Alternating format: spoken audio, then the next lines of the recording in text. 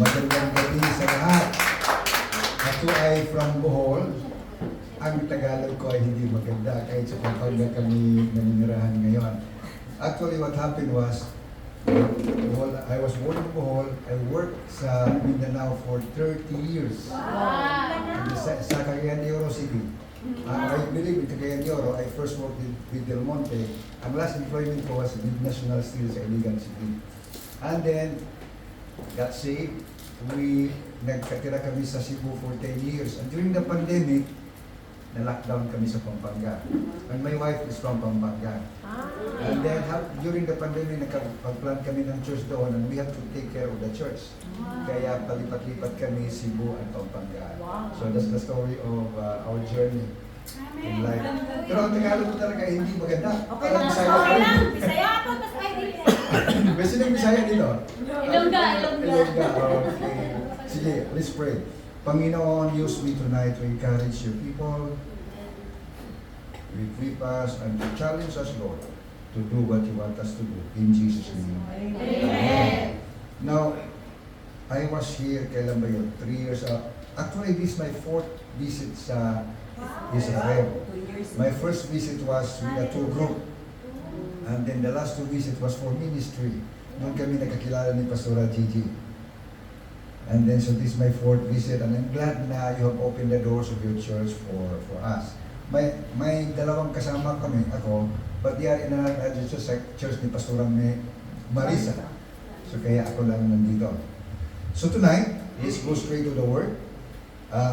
Dito tayo magsimula sa Acts chapter 13, verse 36. Acts 13, verse 36. Ang nakasabi dito, for David served God's purpose in his own generation and then he died. Diyan lang tayo. So, the point that I would like to stress tonight, yung sinasabi dyan, David served the purpose of God in his generation and then he died. So I think ito ang dahilan bakit si David special to God. Diba sabi ng Panginoon, David is a man after God's own heart. Why? Because he served God's purpose in his generation. Now, I'm sure and I know sa generation natin ngayon, God has a purpose. Amen. And the wisest thing to do is to serve His purpose in our generation. Because if we do that, anong marinig natin sa Kanya pagbalik niya? Well done, good and faithful servant. So ang tanong ngayon, ano bang purpose ng Panginoon sa generation natin? Ano kaya? Knowing that the time is short, knowing na malapit ng pagbalik ng Panginoon, what do you think is God's purpose in our generation? At least tatlong bagay. I believe His first purpose is to bring in the harvest. Amen? Jesus is coming back not to solve the problems of the world. Ang daming problema sa sanlibutan. He is not coming back to solve the problem of the world, to solve the problem of poverty, economic problem, social problem, political problem, environmental problem. Jesus is coming back to bring His people home. Amen? So I think this is His first purpose, to bring His people home. But ang problema ganito, the bad news is, if Jesus is coming today, kukunti lang madala niya sa langit. But the Bible tells us that He desires all men to be saved. Diba? Lahat ang gusto niyang madala sa langit. He is not willing that anyone should perish, but that all should come to repentance. Yun ang gusto ng Panginoon. Because the Bible also tells us, Christ died for everyone. 2 Corinthians 5:15. Christ died for everyone. And then, saan makita natin yung sinasabi kong He is not willing that anyone should perish, but that all should come to repentance. 2 Peter 3:9. Yung isa, yung He is not willing that anyone should perish. Yung isa pa, yung He is not willing. Dalawa yun eh. 2 Peter 3:9 and 1 Timothy 2:4. Anong sinasabi sa 1 Timothy 2:4? He desires all men to be saved. So again, So, yeah. Again, The bad news is, pagbabalik siya ngayon, kukunti lang ang madala niya.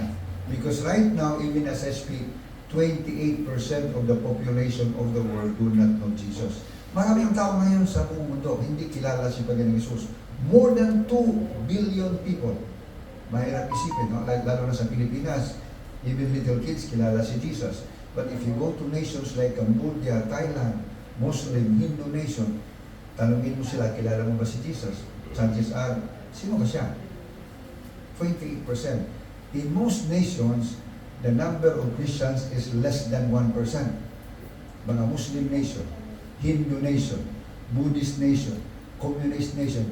Ang Kristiyano sa mga bansang ito, less than 1%. Sa Pilipinas, the only Christian nation in Southeast Asia, sa bansa natin, sa tingin nyo, ilan bang Kristiyano sa Pilipinas? The true born-again Christian in the Philippines, according to the latest figures sa PCAC, is only 11%. If Jesus is coming today, only 1 out of 10 Filipino will make it to heaven. Marami siguro dyan, kamag-anak natin, kaibigan natin. That's the bad news. But the good news is, there will be a great harvest. Amen. Paano nalaman natin dyan? Revelation chapter 7 verse 9. Dito sa Revelation chapter 7 verse 9, si John the Beloved was given a vision. Kilala naman natin si John the Beloved, di ba? Amen. He was in prison in Patmos because of preaching the gospel. Pero habang nandoon siya, that's why totoo yung sinabi ng Bible, all things work together for good. Ang mga bagay na sa tingin natin na natural, hindi maganda, kasama ng nangyari dito sa Israel, in the end, makita natin it will work out for good. So habang nakakulong si John the Beloved doon sa island of Patmos, God gave him a vision of the future. At isa sa pinakita ni John the Beloved, itong Revelation 7 verse 9. Anong nakita niya? After this I looked, sabi pa dito, and behold, a great multitude that no one could number, from every tongue, tribe, and nation was worshiping before the throne of God. Anong sinabi dito? Multitudes that cannot be numbered, from every tongue, tribe, and nation will be worshiping God in heaven. So there will be a great harvest. Yun ang good news. Amen. So, if you look around today, very discouraging. Ang daming mga tao na parang sa tingin din matigas ang puso. They don't care about God. But there's coming a time that God will do a work in their life and there will be a great harvest. And we should know this, that pag hindi natin malaman ito, we will be discouraged in our service in the Lord. Amen? So ang tanong ngayon, ganito, anong dapat mangyari to bring in the great harvest? Because again, today, kukunti lang ang talagang ligtas. Salamat. Kukunti lang ang ligtas. Ano kaya sa tingin mo ang mangyari that will bring in the great harvest? At least 4 na bagay. The first thing that must happen to bring in the great harvest is refocus the vision of the church. Ano ba talagang vision or mission of the church? The highest mission of the church is the Great Commission. Ano ba ang Great Commission? Go, preach the gospel, make disciples. Ito ang highest mission of the church. Everything else is secondary. Amen? Amen. The highest mission of the church is the Great Commission. Minsan it's very sad. I have been going around talking to pastors, learning about their programs. Bihira ang mga simbahan ngayon who is placing na ang ginawa nila top of their priority ang gawain na soul winning or discipleship and even church planting. Busy sa ibang mga bagay except sa soul winning. If this will not change, we cannot bring in the harvest. But I believe there will be a change in the focus and mission of the church. Amen. The early church understood this. That's why makita natin in the book of Acts, grabe ang growth ng church. Nagsimula sila with 120 disciples. Tama ba? On the day of Pentecost, anong nangyari? Ang 120 naging 3,000. Bakit? Because Peter preached the gospel. 3,000 souls were saved. And later on, ang 3,000 naging 5,000. Nakita niyo ang growth? And then in Acts 2:47, something happened. Acts 2:47 tells us, and the Lord added to the church yearly. Di ba? Hindi. And the Lord added to the church monthly. Yun bang nagkasulat sa Acts 2:47? No. If you look at Acts 2:47, ito yung sinasabi. And the Lord added to the church. Tama. Daily. Araw-araw may naligtas. Grabe. Yun ang group sa early church. Bakit? Because they were placing the last command of Jesus as their first priority. Ano yung last command of Jesus? Again, go preach the gospel. Ito yung last word ni Jesus. Sa amin sa Bohol, I don't know sa inyo, sa lugar ninyo, the last words of a dying person is very important. Dapat tutuparin talaga. Dahil delikado pag hindi tutuparin. Ganun ba rin sa pamahin sa probinsya nyo? Ganun din sa Bohol. The last command of the last words of a dying person is very important. Pag hindi natin gagawin, sabi pa ng mga taga-Bohol, ang kaluluwa sa namatay, balikan. Hindi ka bigyan ng pahinga.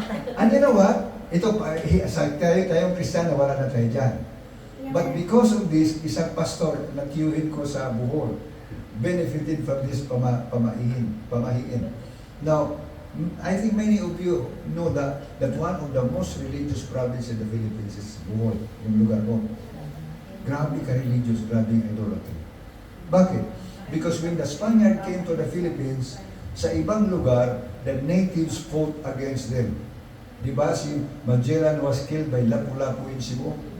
But when they went to Bohol, ang chief of Bohol received the chief of the Spaniard as a friend. Si Catuna, hindi even had a blood compact. Si Catuna and Legazpi. Si Catuna was the chief from Bohol. Legazpi was the head of the delegation of the Spaniard. Tinanggap niya bilang kaibigan. And they even had a blood compact. They drank from each other's blood. We know how powerful is a covenant, right? And because of that, ang Bohol, grabe ka, Bohol was under the bondage of idolatry and religion. In fact, during my time, a person can only be saved if he leave Bohol. Kung sa Bohol ka, during my time, mahirap kang maligtas. I was saved when I left Bohol and worked in Mindanao. Ganon ang sa Bohol. Anyway, itong si Pastor Alvin Quijas, taga Cebu, went to Bohol, and then pangasawa niya ang tiyahin ko. And then, because he is a pastor, he started some work. Powerful evangelist and pastor to si Pastor Alvin. So, God opened a door for him to work in Mariboho. And he planted a church in Mariboho, and then the church grew. May Bible school siya doon. But one day in prayer, God told Pastor Alvin, Alvin, ano bang mamoto sa Tagalog? Magbalot ka. Punta ka sa Luway. Pack up, Alvin, and go to Luway. Luway is another town in Bohol. And right away si Alvin sabi, no, I'm not going to Luway, Panginoon. Because Luway, ang sabi nila noon, is a pastor's graveyard. Maraming pastor ang nag-attempt na mag-work doon, they fail. People will not listen. Babatuhin ka pag mag-share ka on the streets. So sabi niya, ayaw ko Panginoon. But the next time he prayed, again told him, Alvin, magbalot ka. Ayaw ko Panginoon. The third time he prayed, the voice of the Lord was now stern. Medyo mabigat na. Alvin, mamutos ka. Wala siyang choice, sabi niya. Clarita yung asawa niya. Let's pack up things and let's move to Luway. Nagpunta sila sa Luway. And his fear became a reality. For 2 years, kahit isang kaluluwa, walang tumanggap sa Panginoon. 2 years! Ginawa niya lahat. Street preaching, door-to-door evangelism. Lahat ginawa niya. Nothing happened. So one day, nag-pray siya, Panginoon, I have obeyed your command. Please, let me go. Walang sagot ang Panginoon. So he was forced to stay. Dahil walang effect yung ginawa niya, ang ginawa niya, mag-prayer walk every morning doon sa beach. Early in the morning, doon sa mismo, prayer walk siya. Habang nag-prayer walk siya, may isang matanda din na nag-walking. Nag-uwi na siguro. But the good thing is, naging kaibigan niya yung matandang babae. Yung matandang babae is a very influential lady. Dahil ang lahat na anak niya were professionals. Some were working in America. Nung dumating ang panahon na yung old lady na yun was dying. So lahat ng mga anak umuwi. Anong her deathbed, sabi ng asawa ng lola, marami siyang sinabi. But the last thing she said is, mga anak, mayroon akong kaibigan. Ang pangalan niya si Pastor Alvin Quijas. Sabi niya, naghanap daw siya ng lupa para pagtayuan ng Bible School. Anak, kung mamatay ako, bigyan niyo ng lupa. Wow! Kung ano yung pera sa niya, sa bulsa niya, tanggapin niyo. Namatay yung lola. Nag-meeting sila, sabi ng mga anak, hindi natin gawin yun. Mga tayong mga sigado. Bakit bigyan natin ng lupa para may simbahan at ayaw talaga nila. But during the last night of the week, last night ng buron, yung eldest nila nagtrabaho sa Amerika, sabi niya mag-meeting tayo, meeting sila. Sa tingin ko, yung last na wish ng nanay natin dapat gawin yun. Saan niyo po yan? Sabi niya, bigyan si Pastor Alvin ng lupa. Hindi pwede yan, kuya. Sabi ng kuya, buti kaya andito lang kayo sa Pilipinas. At pag hindi natin gawin ito, puntahan ako ng nanay ko sa Amerika. Uwi ako dito para mag-sindi ng kanila. Anyway, last night's away, they agreed. Tinawagan nila si Pastor Alvin. Pastor Alvin, mabigat sa puso namin, but we have to do this alang-alang sa nanay namin. At ngayon si Pastor Alvin may malaking simbahan na Bible School in Dubai. Wow! Because of the words of a dying person. Now somebody died for us. But the good news is, He rose from the dead. And He left us His last word. Anong last word niya? Go, preach the gospel and make disciples. Ayan. That's why, ito dapat ang gawin ng church. Go back to the book of Acts. Priority natin ang last command of Jesus. I belong to a church that Jesus for all nations. And then, I was able to convince our bishop na talagang dapat priority natin itong soul winning. So mayroon kaming tawag namin doon summit which we do every December. Ang gawin namin doon is to review our what happened during the current year and to plan for next year. 7 years ago, sa summit namin, tumayo yung bishop namin at sabi niya, I know na may plano na kayo for next year. I want you to review all of your plan next year. Kung may plano kayo that does not contribute towards soul winning, discipleship, and church planting, i-delete ninyo yan. Nagreklamo ka agad ibang mga pastor. Bishop, paano yung basketball fellowship namin? Yung ibang pastor ng basketball eh. Sabi ng bishop, hinto ba namin yun? Sabi ng bishop namin, huwag niyong ihinto, pero gawin niyong evangelistic basketball fellowship. Yung beach party namin, bishop, yung birthday party, ihinto ba namin? Continue with those parties, pero gawin niyong evangelistic birthday or beach party. Sabi niya, tularan natin si Pablo. Sabi pa ni Pablo, I became all things to all people with a hidden agenda to bring them to Christ. So, ibig sabihin, makihalubilo tayo sa lahat na klase ng tao, mga politiko, mga negosyante, mga makasalanan, but not to be like them, but to bring them to Christ. Amen? So, the last command of Jesus must be our first priority para to bring in the great harvest. Amen? Amen. The second thing that is needed to bring in the great harvest is unity. Because the task of bringing the whole world to the feet of Jesus cannot be done by one person. Cannot be done by one church. Cannot be done by one denomination. But if the body of Christ comes together in unity, the impossible becomes possible. Why? Because there is exponential power in unity. Sabi ng Bible, one can destroy 1,000. But two can destroy, hindi 2,000, but 10,000. There is exponential power in unity. Kaya, when the body of Christ will come together in unity, ayan, the impossible becomes possible. Kami sa CMC, I'm part of a group called CMC, Church Multiplication Coalition. One of our main purpose is to bring the pastors and churches together in unity so that God can use us as His body to advance His kingdom, especially in soul winning, discipleship, and church planting. And the good news about unity is kahit saan sa buong mundo, ang mga pastor and churches nagka-unite na. Like in the Philippines, almost every town mayroong pastors or ministerial fellowship nagka-unite. Mga pastor from Silent Night Group, from Joy to the World Group, nagka-unite for fellowship. That's one good thing. And then, kahit dito sa Israel, di ba? I heard that kayo ni Pastor Aldrin is meeting every quarter. Yep. Nagka-unite ang mga pastor.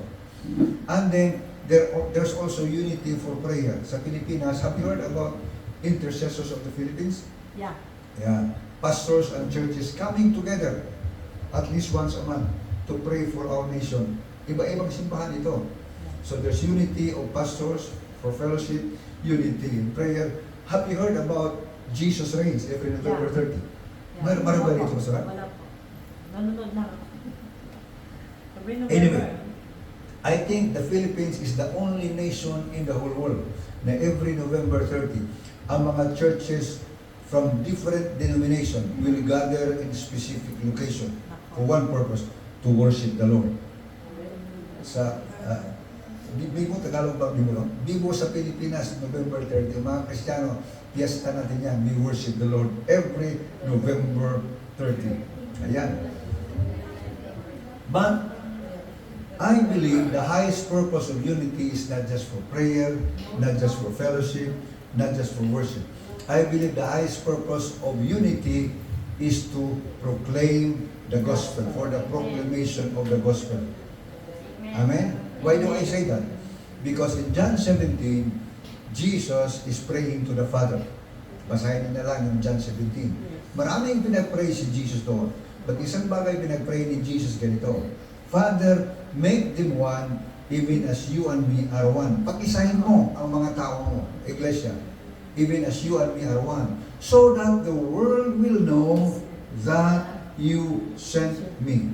Ito yung highest purpose of unity, for the world to know who Jesus is. Sa anong pamaraan na si Jesus will be known by the whole world? By the proclamation of the gospel. That's why wherever I go, I always challenge pastors, magkaisa tayo. Not just for prayer, not just for fellowship, not just for worship. Magkaisa tayo to proclaim the gospel, to make Jesus known. Amen? So, anong dapat mangyari to bring in the harvest? Number one is refocus the vision. Sabihin nyo, refocus the vision. Focus the vision and mission of the church. Right. Number two, unity. Right. Number three, na dapat mangyari to bring in the great harvest is panahon na ngayon to mobilize everyone in the church. Lahat. Bakit mabagal ang growth of Christianity sa buong mundo? Dahil iilan lang sa mga Kristiyano ang kabahagi sa proclamation of the gospel. Only a few are engaged in the work of soul winning sa simbahan. Like in the Philippines, only 4% of Christians are winning souls for Jesus. 96% ang tawag namin sa kanila doon, forgive me for saying this, may mga taga-Sambales ba dito? Wala. Mga taga-Sambales sila.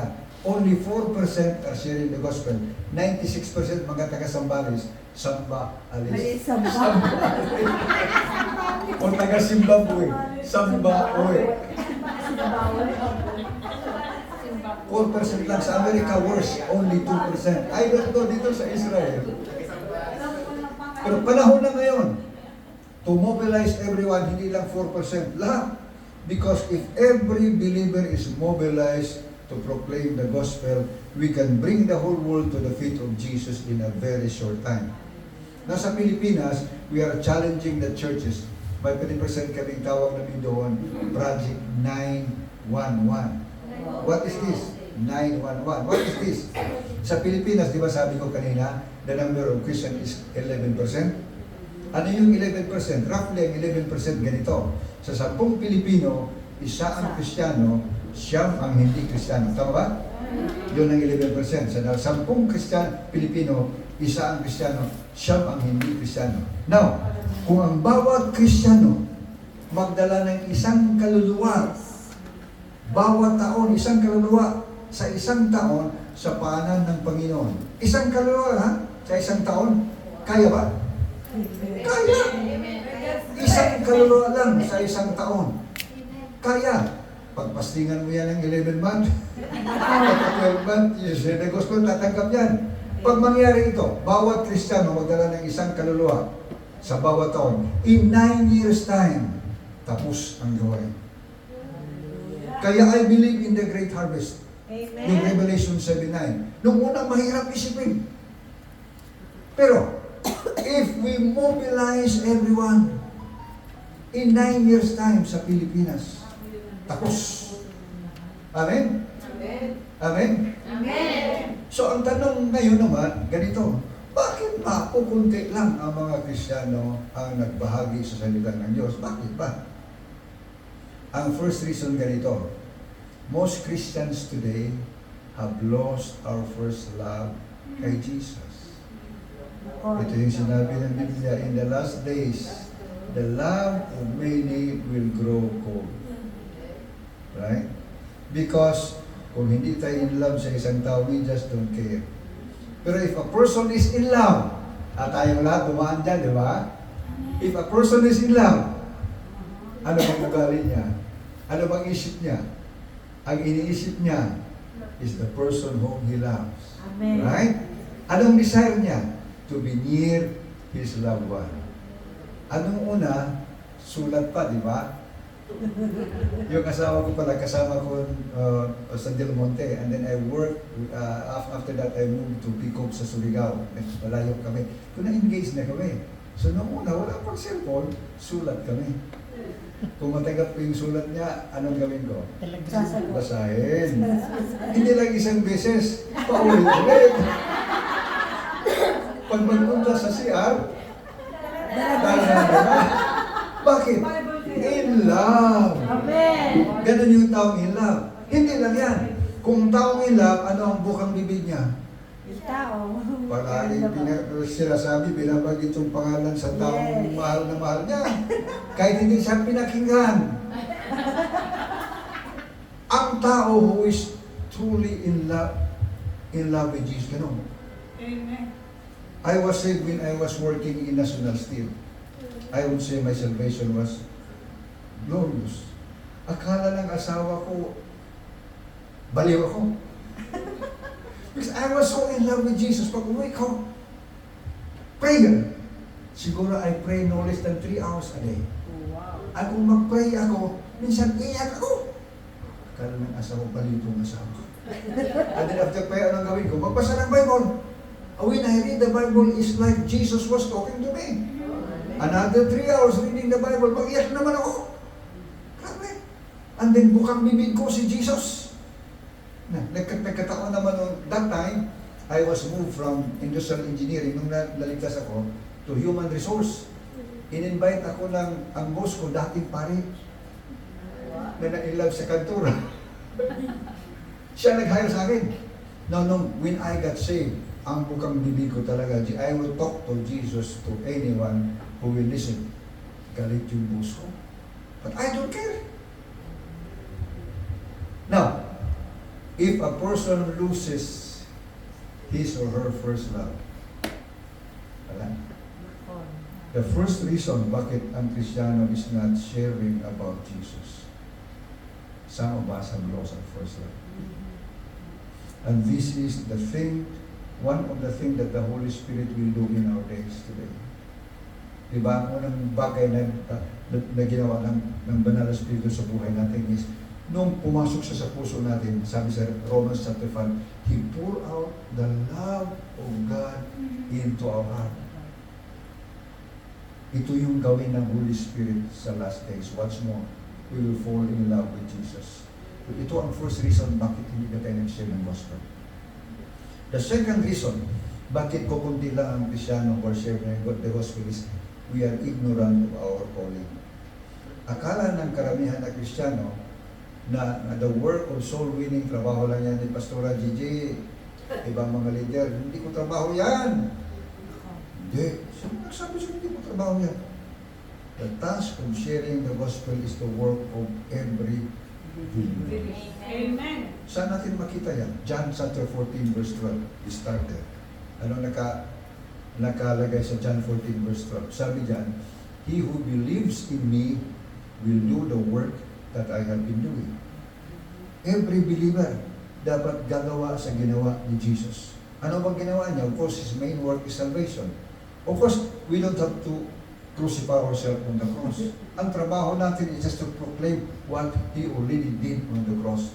Pero ang gusto ni Jesus, every believer, hindi lang pastor, apostle, prophet, evangelist, teacher, every believer will do the work that I am doing. He who believes in me. Yan. The second verse in the Bible that I would like to show to you, to tell us na every believer talaga is called to share the gospel, is 2 Corinthians 5:18. 2 Corinthians 5:17, we know that by heart. Anong sabi sa 2 Corinthians 5:17? If anyone is in Christ, he is a new creation. The old has gone, the new has come. What about verse 18? All this is from God, who has reconciled us to Himself and has given us the ministry of reconciliation. Anong ibig sabihin yan? The moment a person becomes a Christian, right away, binigyan siya ng Panginoon ng ministry o gawain. Ano yung ministry na yan? The ministry of reconciliation. Parang sinabihan ka ng Panginoon, ngayon you belong to me, you're now reconciled back to me. Now gamitin kita so that your family will be reconciled back to me. Gamitin kita so your friends and relatives will be reconciled back to me. I'm giving you the ministry of reconciliation. But most Christians is ignorant about this. Akala ng Kristiyano ng trabaho niya bilang Kristiyano is to faithfully attend church every week. In your case, ano bang simba dito? Friday?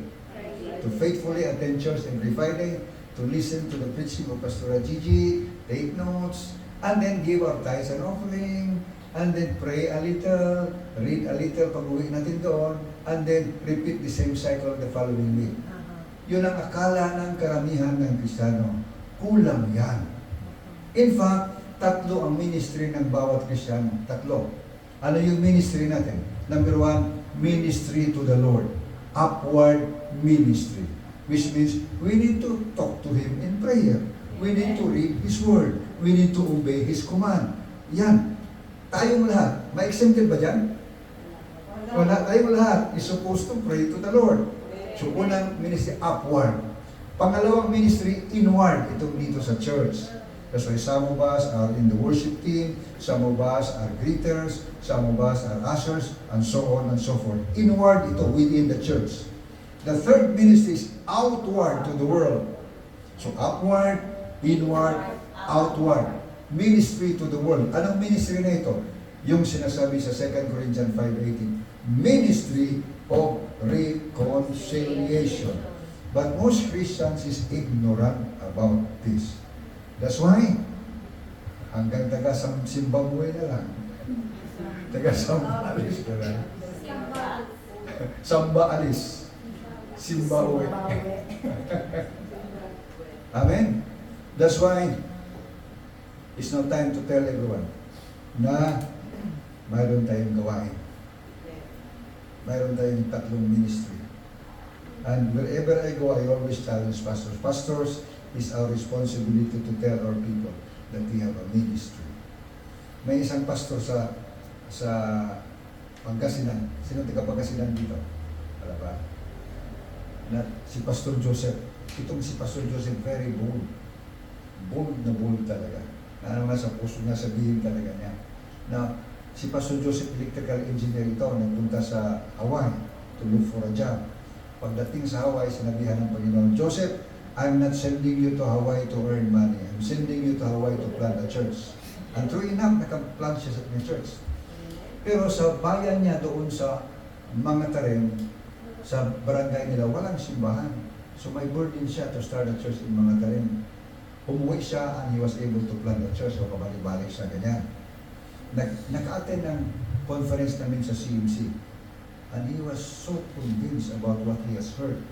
No, pagpunta niya sa simbahan niya sa mga tarem, the next Sunday, he told the church, sabi niya, mula ngayon, mag-change strategy tayo. Ang church natin will be a soul-winning, discipleship, and church-planting church from now on. And everyone should be involved. Number one, everyone in this church should go out and share the gospel. Pag ayaw nyo, layas! Layas! Ganun si Pastor Joseph, na may senior na member siya. Sabi ng senior, Pastor, exempted na ako dyan, senior na ako. Sabi ni Pastor Joseph, oy Lola, wag mo akong nilangin. Every time na ako I pass by your house, nagmaritis ka.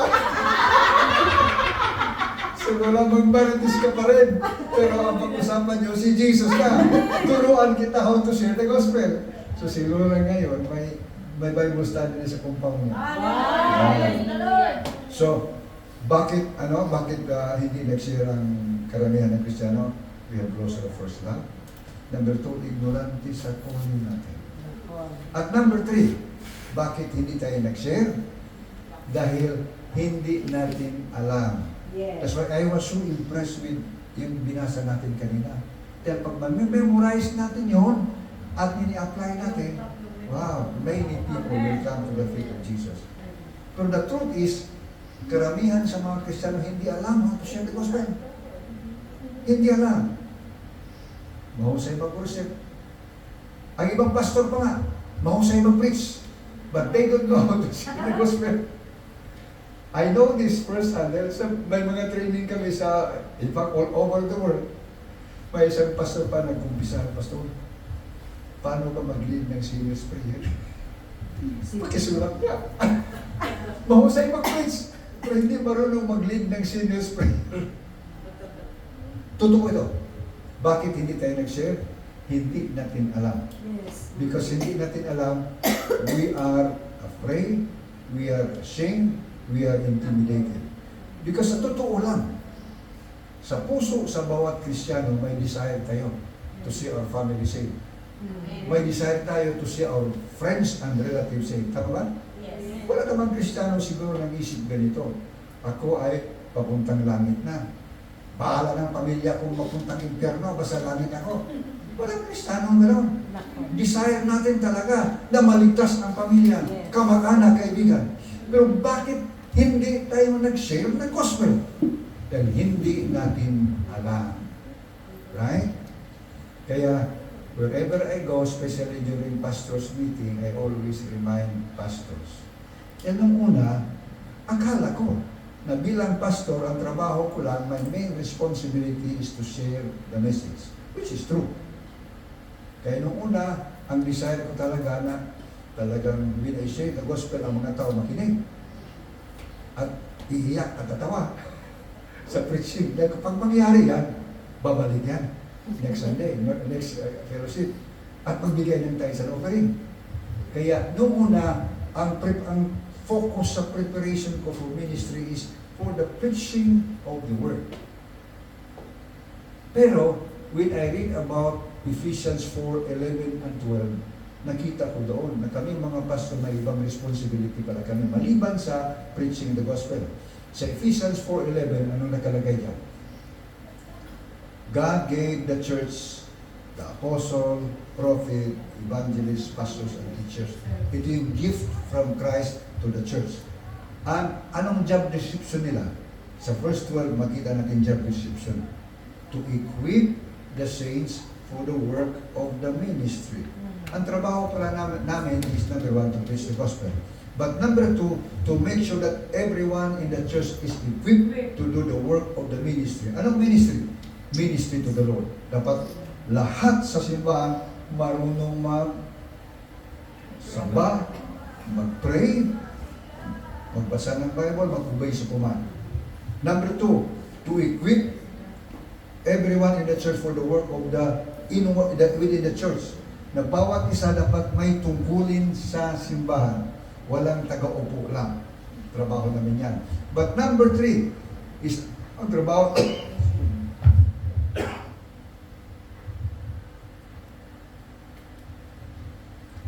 Number 3, isang tungkulin namin ang bawat isa ay marunong how to share the gospel, yung outward ministry. So that from Monday to Saturday, everyone in the church is out there in the community winning souls for Jesus. The next fellowship or samba, they come back to church to be further equipped and to be further trained.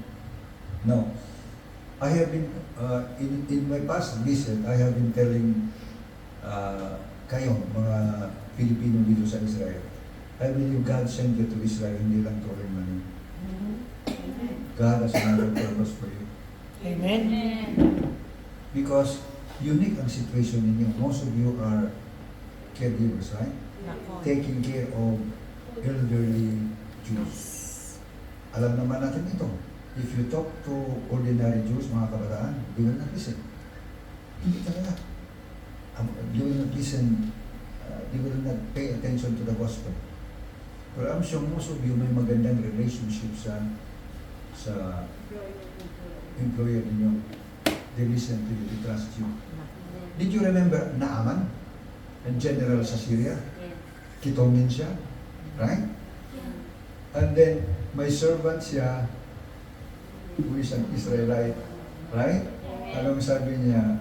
General Naaman, alam mo, mayroong propeta sa Israel. Yung kitong mo, pag magpapray ka sa kanya, mawala yan. The truth is, ang lahat ng tao pag walang Kristo, may kitong siya. Right? Sin is a kitong. And someone can bring healing to their situation. Who is that? Jesus.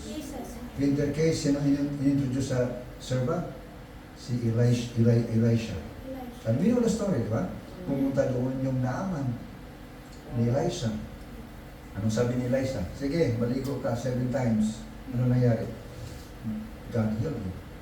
So, God has brought you to Israel. Who knows? When you speak to these people, they will listen. And I think, mamaya sa ibanggitin ko ito, in the last days, matindi ang gawin ng Panginoon. Moving of the Holy Spirit in Israel. Ibalik niya the gift of the Spirit. Darating panahon, when you minister to your employer, God will give you the gift of the Spirit, word of knowledge, word of wisdom, gift of faith. Maging katulad kayo sa servant ni Naaman, who will tell the master the solution of this problem. And when you will talk to this employer, they will listen. They will cry. And they will cry out, I need Jesus in my life. When that happens, you know what? I'm sure mga anak nila, they will still listen to them. Mga apo, they will still listen to them. It may spark a revival. Again, maybe mangyari yung nangyari noong unang yung gusto ng Panginoon. That the gospel will spread from Jerusalem to Judea to Samaria. Mula sa mga matanda, sa mga bata, sa mga apo. Nothing is impossible with God. Pwedeng mangyari ito. Amen? But so that this will happen, dapat malaman natin na mayroon tayong calling, we should have believed. And number 2, we should be trained. That's why, during our last visit, mayroon kaming training na ginawa sa simbahan ni Pastora Rudy. And I have heard, may mga nangyari dito. Now, maybe, if God wills, pwedeng magbalik kami. And we will do another training. Maybe with your church, with you and with some other people. Sino ba nakadalo sa training nung kay Pastor Ruby? Pastor Gigi lang. Pwede babalik kami. We will do a training. Kailangan talaga natin ngayon. Right? Because again, the purpose of God in our generation is to bring in the harvest. And again, there will be a great harvest. Mangyari talaga yan. But we have a part to play. We have a part to play. Of course, the first, ibalik ko, number 1 is, ano yun? Refocus the vision. On mission of the church. Number 2, pagkaisa. Number 3, everyone should be equipped. Right? How? By training and by equipping. Right? Amen? Kaya, let me just explain to you a little bit about our training. Ang training natin is very simple. Because if we want to mobilize everyone, dapat ang training natin is simple. Example, soul winning. Simply ang training natin in soul winning. Because sa soul winning natin, to be a soul winner, tatlo lang bagay ang kailangan. Number one, we should be able to present our testimony. Right? Because ang soul winning, parang salesman ka eh. You are introducing not a product but a person, si Jesus Christ. Ang salesman, pag lalapit sa inyo, hindi ka agad sabihin niya, oh, bili mo ito. Ganun ba? Hindi. Anong gawin niya? Mag-testimony mo na. Alam mo, itong yan. Before, ibenta. Ganun din. When we share the gospel, firstly share with a testimony. Na kung ang testimony natin, makarelate siya because ang buhay pala niya, ganito din. Example, drug addict. Ang pinag-testimonyohan niya, drug addict din. Makinig yan. Yes. So after testimony, second thing is how to present the gospel. By the way, ito yung ginamit natin, how to present the gospel. After giving testimony, have you seen this? Maganda yung maganda yung binasa kanina. This will supplement. Actually, yung binasa natin, this will supplement the story. Nakita niyo ito? Di ba? Ang tawag dito, Ibanji paper. Right? Okay. So, when we go out to share the gospel, we'll start with a testimony. Example, sa buhay ko, ganito yung testimony ko. Ang testimony pala, 3 parts. Our life before Christ, how we find Christ, and our life after Christ. Alam niyo, brothers and sisters, nung una ang buhay ko, I was very empty. And I was very ambitious. Kala ko, pera, trabaho, magbigay ng kaligayahan. And I was empty. Buti na lang. May tao nagsabi sa akin na hinahanap ko pala yung kaligayahan is only through Jesus. Pero pag wala si Kristo sa puso, may puwang ang buhay natin. That nothing in this world can feel. So tinanggap ko si Jesus. Nung tinanggap ko siya, hindi na empty ang buhay ko. Puno na lang kapayapaan at kaligayahan. And I now have a direction in my life. Ganun yun. So after that, anong sabihin ko? Gusto mong malaman bakit nagbago ang buhay ko? O gusto ko? Dito na, kasi alam nyo, nagbago ang buhay ko because of this story. So anong nakita natin dito? Tao. Anong nagpalibot ng tao? Red. Black. God. Okay. Anong nakita natin dito? Light. Light. Itong light na ito symbolizes God. Itong black na ito symbolizes sin in our life. Kaya walang taong walang makasalanan. Light and darkness cannot mix together. And because of that, tayong tao nahiwalay sa Panginoon. Kaya ang daming problema natin, hindi niya nahiwalay tayo sa Panginoon. But God loves us so much, ayaw ng Panginoon mahiwalay tayo sa Kanya. Kaya gumawa ng paraan ng Panginoon. Anong ginawa niya? He sent His Son Jesus to save us from our sin. Remember, ang kasalanan is the thing that separates us from God. Ito yung ginawa ni Jesus. He died on the cross to save us, to cleanse us, forgive us from our sin. So, He died. But after 3 days, He rose from the dead. And because of His death and resurrection, ang cross kung saan siya namatay is now like a bridge that will bring us back to God. Sabi ni Jesus, I am the way, the truth, and the life. No one comes to the Father but by me. Ayan. So may bridge na tayo pabalik sa Panginoon. But we have a decision to make. Anong nakita natin dito? Dalawang kamay. Kaninong kamay ito? Jesus. If you look closer, ang kamay na ito may nail mark dito, Jesus. Kaninong kamay ito? Sa atin. So right now, Jesus is extending His hand, extending salvation para dalhin niya tayo sa langit. Because if we receive Him, ang langit is waiting for us. But if we reject the sacrifice and love of Jesus, itong naghintay sa atin. So, what would you decide? Tanggapin mo ba ang pag-ibig at kaligtasan ni Jesus? Tanggihan mo siya. In my experience, wala pang tao nagsabing tanggihan ko. Tanggapin. So, kung tanggapin, doon mo ipasok yung third part. Sige, pag tanggapin natin, sige, tulungan kitang tanggapin. Manalangin tayo. So, sinner's praises.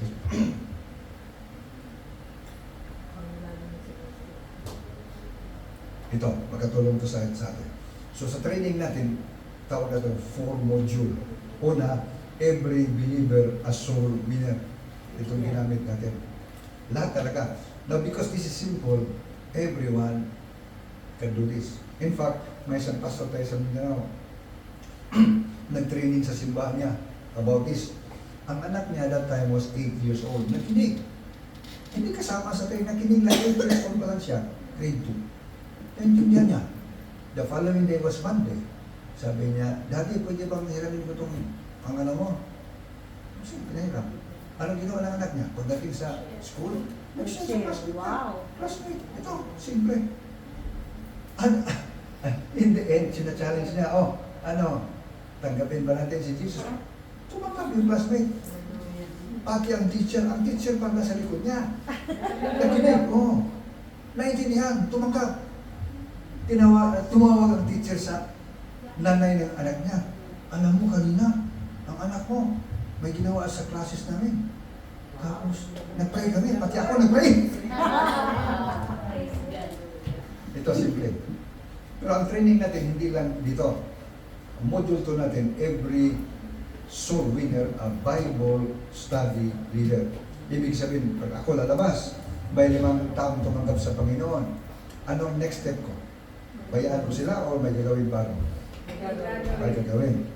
Anong next step ko? I-Bible study ko sila. Silang 5. Right? Because, again, ang Great Commission does not tell us to go and make converts. Ang Great Commission tells us to go and make disciples. And the best way to disciple a new believer is through a Bible study. Amen? At mayroon tayong very simple na pamaraan sa Bible study that even ordinary believers can lead Bible study on his own. Simple talaga. Ang leader, hindi siya teacher, facilitator lamang, taga-tanong lang. Then the true teacher is the Holy Spirit. At simple talaga. Like, ito ganito lang, ganito. Example, 5 tao tumanggap sa Panginoon. So, anong next step ko? I-disciple ko sila through a simple Bible study. So, ganito ang gawin. Bible study kami. Example lang. Ang text na gamitin namin is John 3:16. So, John 3:16. Ang gawin ko, ipabasa ko sa kanila. Maybe for most of them, first time na nagbasa ng Bible. First time na nakabasa ng John 3:16. So, after reading, sabihin ko, sige, i-meditate ko yan in 3 minutes. Meditate sila. Pagkatapos yan, doon na magsimula ang Bible study. Ang trabaho ko, taga-tanong lang. Ang unang tanong is, anong nagustuhan mo sa nabasa mo, John 3:16? So consider yourself a new believer. Ano kayo magustuhan mo, John 3:16? Everlasting life. Okay. Ano pa? Ang gawin natin dyan, ako na, ang Panginoon pala ay pag-ibig. Kasi noong una, akala din Panginoon, naghintay lang na magkasala tayo, paluin tayo. Diba? So, ganun yan. Ang 5 sa Bible study, I will give them the chance to respond. And because the Holy Spirit is at work and He is the true teacher, magtaka ka talaga. I have been sitting in some Bible studies na baguhan pa lang mga tao. Nagtaka ako sa mga answer nila. Why? Because the Holy Spirit was allowed to work and they receive wisdom from the Holy Spirit. So first question is, anong nagustuhan mo? Second question, mayroon ba sa verse na ito na hindi mo masyadong naintindihan o may katanungan ka? So John 3:16 for example, anong katanungan ka posibleng tanong nila? O hindi maintindihan? Paano magkakaroon ng buhay na walang hanggan? Ayun, paano magkaroon ng buhay na walang hanggan? So pag may magtanong na ganyan, ang gawin ko is ipasa ko ang question niya sa mga kasamahan namin. Even if I know the answer, I will not give the answer right away. Tanungin ko muna sila para maging lively and interesting Bible study. Plus, because the Holy Spirit is at work, magtaka ka talaga. may mga tao sa grupo na kahit baguhan pa, may tamang sagot. Hallelujah. Na for example, wala makasagot sa kanila. Alam ko ang sagot, doon pa ako papasok. Yan. Na for example, may tanong, hindi sila nakasagot. Ako rin, hindi ko alam ang sagot. Anong gawin ko? Sabihin ko, okay, magandang kasi katanungan ito. No, assignment natin ito. Next week. Pagkatapos niyan, anong gawin ko? Puntahan ko si Pastora Gigi. Pastora, ano ba ito? Hindi ko alam. Pagbalik, ang unang talakayan namin yung question niya. So kaya, anyone can become a Bible study leader. Pag-aralan natin yan. Noong nag-training kami sa kasagsagan ng pandemic doon sa Pangasinan. Nag-training kami. May isang bata, 14 years old, sumama sa pastor niya. 14 years old, nasa project pa nag-opo. Naintindihan niya ang training namin. So right away, sa araw na yun, pag-uwi, kaagad yung kaibigan niya, sinisira niya. 14 sa mga kaibigan niya, kaedad niya tumanggap sa Panginoon. Hallelujah. Right. The Lord. And that very day, nag-start siya ng Bible study. Simple nga. Nag-start siya ng Bible study under the mango tree. And they did Bible study every day under the mango tree. Nagsimula silang 14. Ang 14 naging 20. Naging 25. Ang mga nanay, nagtaka, ano bang ginawa ng mga bata ito araw-araw?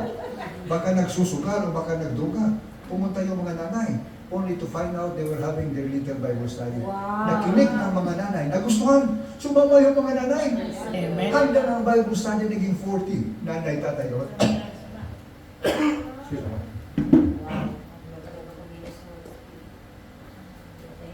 Patay na. When that happened, problema na yung bata. Pinunta ng pastor niya, Pastor, tulungan mo ako. Nagtaka ang pastor. Ang 14-year-old na bata niya is living 30. O 40 people. At to make a long story short, ang grupo na yung simbahan na ngayon. Wow. Bakit nangyari yun? Because of simple but biblical na pamaraan. So yun ang ano natin sa training.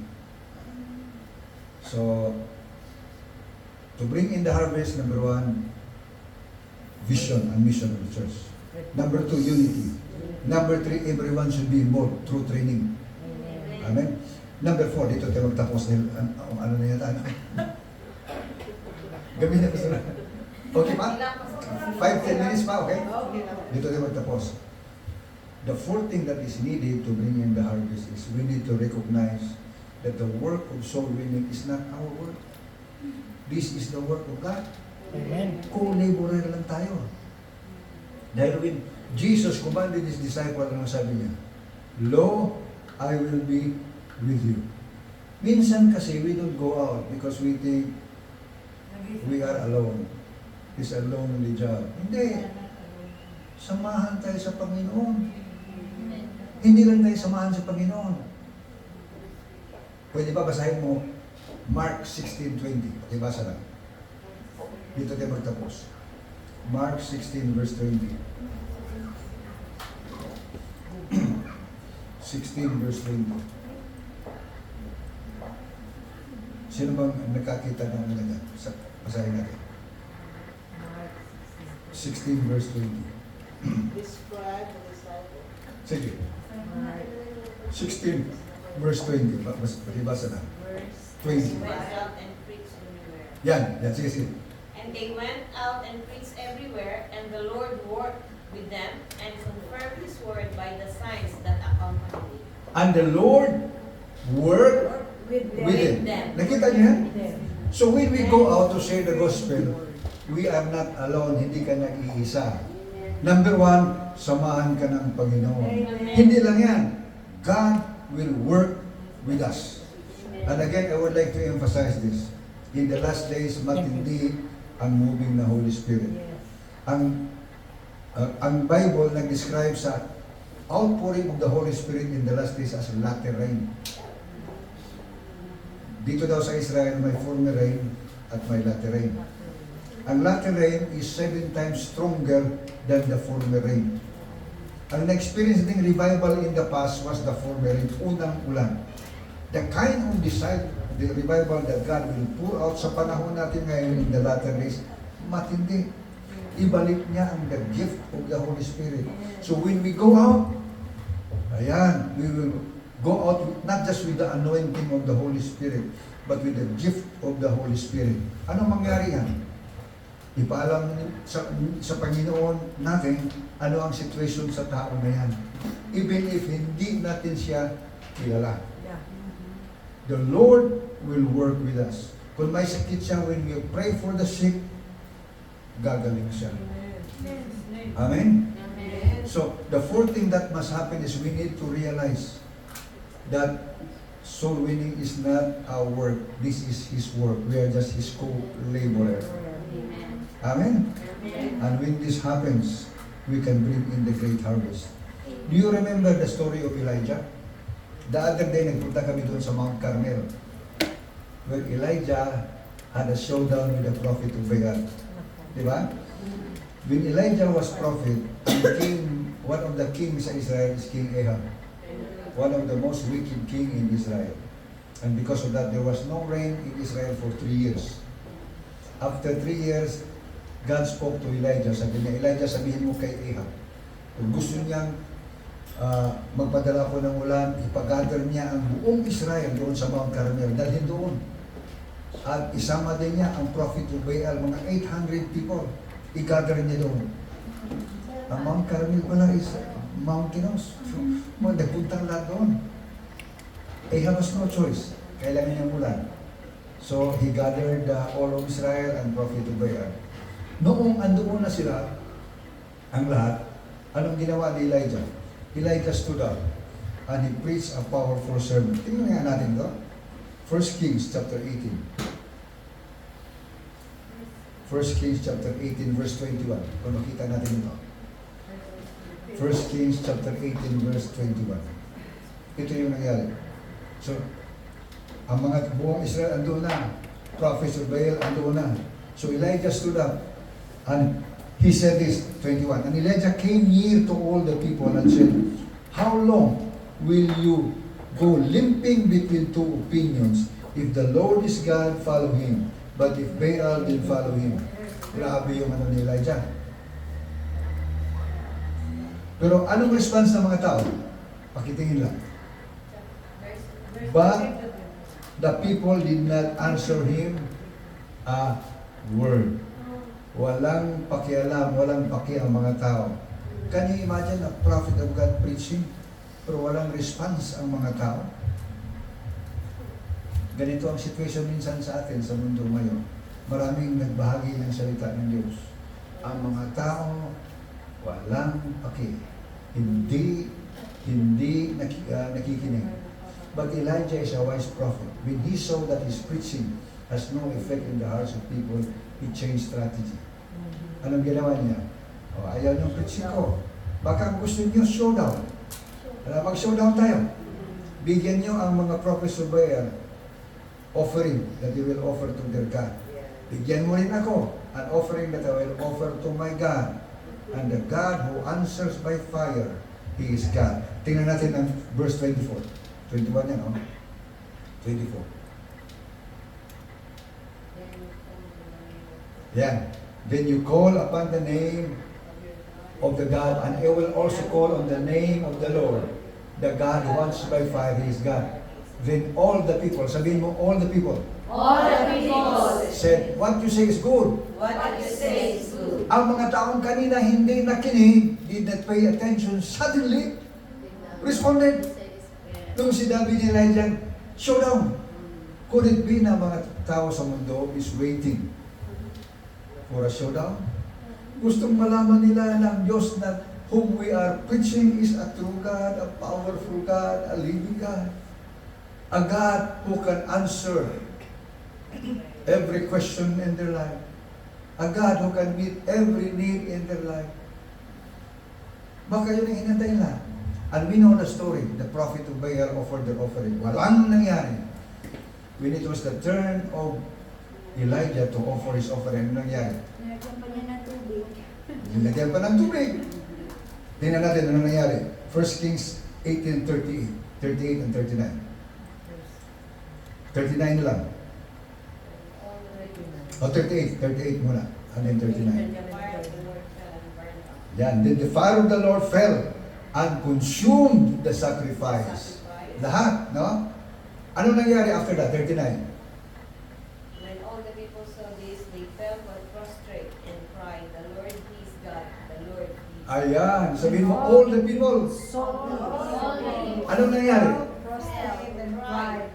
Lumuhod, dumapa, and declared, "The Lord, He is God." Nakita niyo ang change? Mga tao that in the beginning, walang pake. When they experience and saw the power and demonstration of God, responded. Ito ang dapat mangyari to bring in the great harvest. Amen. And we need to prepare ourselves. Amen. Amen? Amen. Amen? Amen. How can we prepare ourselves? By receiving the power and the anointing of the Holy Ghost. Amen. Kaya the Great Commission is a command not just to go. The Great Commission also includes the command to wait. Amen. Diba sabi ni Jesus, go. Pero sabi din niya, but wait until you are clothed with power from on high. Wait until the Holy Spirit will come upon you. Amen. Because you will receive power when the Holy Ghost will come upon you. And you will become witnesses in Jerusalem. And we know the story, naghintay sila. And on the day of Pentecost, what happened? The promised Holy Spirit came. And then Peter preached his sermon. Anong nangyari? One sermon, 3,000 salvation. Why? Because of the power of the Holy Spirit. Without the power of the Holy Spirit, maybe 3,000 sermon, isa lang maligtas. And again, we are living in exciting times. The Holy Spirit will do a mighty work in our midst. Amen. The question is, are we ready? Are we ready? Now, I believe in my heart, if we say to the Lord, Lord, I want to be used by you, so that people will come to know you. Hallelujah. Can we please stand? Pastor Gigi, pwede ba mag-pray tayo? Can we do an altar call? Because I can feel the presence of the Holy Spirit. Can you please come forward? Halika dito tayo. I can feel that. I don't know about you. I can feel the presence of the Holy Spirit. Please come forward. We will ask the Holy Spirit. Oh God, hallelujah. We will ask the Holy Spirit. And again, the first work of the Holy Spirit is this. He will bring back our first love. Marami sa atin, we are going through emotion. Wala na, first love. Yun ang unang gawin ng Banal na Espiritu. First love. And then, He will anoint us and equip us with His gift. So that when you minister to people, siguro yung mga employer ninyo, and when you talk to them, God will give you word of knowledge, word of wisdom, gift of faith, healing, miracle. And when this will happen, ang nangyari kay Elijah, mangyari sa buhay niya. Pwede ba can we raise our hands to God? Okay lang sa inyo, kami ni Pastora Gigi and the other pastors will lay our hands on you? Okay lang ba? Okay, hallelujah. Let me pray first for you. Oh God, hallelujah. Oh Father, in the name of Jesus,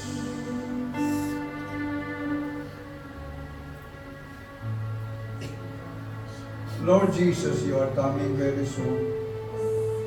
You desire all men to be saved. You are not willing that anyone should perish, but that all should come to repentance. Nais mo, Panginoon, ang bawat isa padala mo sa karya mo. Ngunit ngayon, Panginoon, kukunti lang, Panginoon, ang nakakilala sa iyo. You want to bring in the harvest. So Lord, gamitin mo kami. They need to hear the good news. They need to understand your love. They need to experience your power. And because of that, we need the power of the Holy Ghost. So ngayong Banal na Espiritu, I ask in the name of Jesus, once more, una sa lahat, pour out the love of God into our heart. Lord, we will repent. Patawarin mo po kami, Panginoon. May panahon sa buhay namin, we are just going through the motion. Yung apoy sa puso namin na wala na, Panginoon. Yung pag-ibig na wala na, Panginoon. But today, we open up our hearts once more to you. Panginoon, ibuhos mo minsan ang pag-ibig mo sa puso namin. And not only that, Lord, we need the power of the Holy Ghost of God. Kurhamaw sakabawon deli haba baba baba.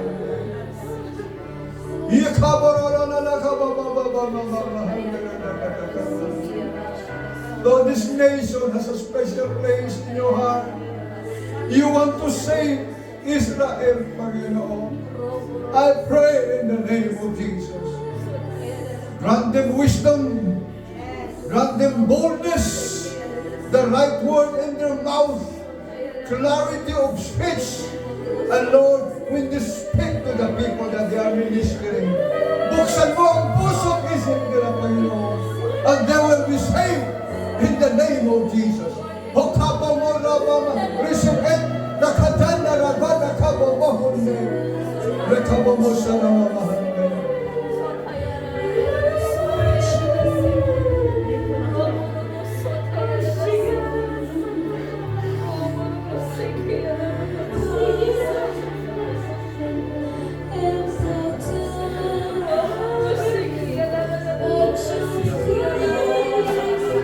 Father, in the name of Jesus. Bless the Holy Spirit. Fill your servant with love. I declare this hands will be laid on the sick, and they will be healed. And this mouth will speak living words na magdala ng kaligtasan. I release boldness, Lord, upon you, sir. In the name of Jesus. Lord, I pray for your servant. In the name of Jesus. Thank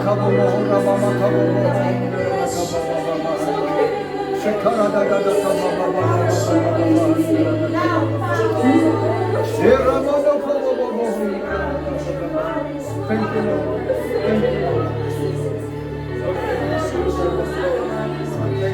servant.